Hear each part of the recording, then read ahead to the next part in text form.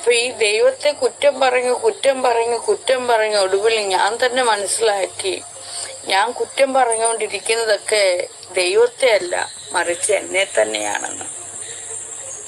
മനസ്സിലായോ? നാഗാന്ന് തമ്പുരി വിളിക്കുന്നുണ്ട്, കേട്ടുമോളെ.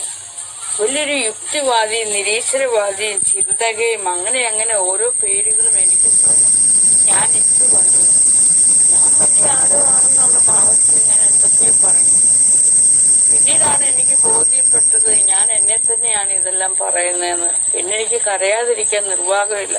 പൊട്ടി ഏങ്ങലടിച്ച് കരയുന്നു. ഒടുവിൽ ഞാൻ മനസ്സിലാക്കി, ഞാൻ ദൈവത്തെ അല്ല കുറ്റം പറയുന്നത്, ഞാൻ എന്നെ തന്നെയാണ് നിഷേധിച്ചുകൊണ്ടിരിക്കുന്നത് എന്ന സത്യം സ്വയം മനസ്സിലാക്കിയപ്പോൾ അതുപോലെയായിരുന്നു ഇന്നലെ അവരെനിക്ക് തോന്നുന്നു അവരൊക്കെ ഞാൻ അന്തം വിട്ട് നിൽക്കുവാണെന്ന്.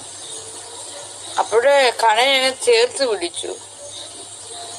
എന്റെ ഉള്ളിൽ നിന്നും എനിക്ക് പുറത്തേക്ക് ശബ്ദം വരാതെ വാവിട്ട് അലറി ഗദ്ഗതം ഇങ്ങനെ അങ്ങോട്ട് പൊട്ടി നീരിങ്ങനെ ഒഴുകിക്കൊണ്ടേയിരുന്നു.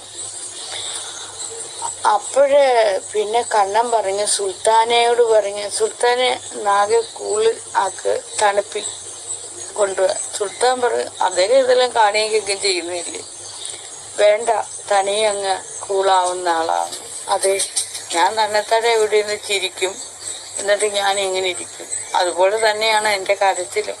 തന്നെ ഇരുന്ന് പൊട്ടിക്കരയും. പൊട്ടിക്കരഞ്ഞിട്ട് ഞാൻ ഇവിടെ തന്നെ ഇരുന്ന് ഇങ്ങനെ ചിരിക്കും. ഞാൻ തന്നെ എന്നെ സ്വാന്തനിപ്പിക്കും. അപ്പോൾ സുൽത്താൻ പറഞ്ഞു, വേണ്ട, അതിൻ്റെ കാര്യമൊന്നുമില്ല, ആരും സ്വാന്തനിപ്പിക്കാൻ വേണ്ട, നാളെ തന്നെ പാകപ്പെട്ടു. അപ്പൊ ഇങ്ങനെ ഓരോരോ കാര്യങ്ങൾ വന്ന് എൻ്റെ ഉത്ബോധം എന്നെ ഇങ്ങനെ ഓരോന്നും കാട്ടിത്തരുമ്പോൾ ആ ഉത്ബോധത്തിനെയാണ് ഞാൻ ഇങ്ങനെ തൊഴുന്നത്. മനസ്സിലായോ? നിങ്ങളുടെ ഉള്ളിൽ കൊണ്ടൊരു ഉത്ബോധം, നിങ്ങളത് സ്വയം കണ്ടെത്തുക.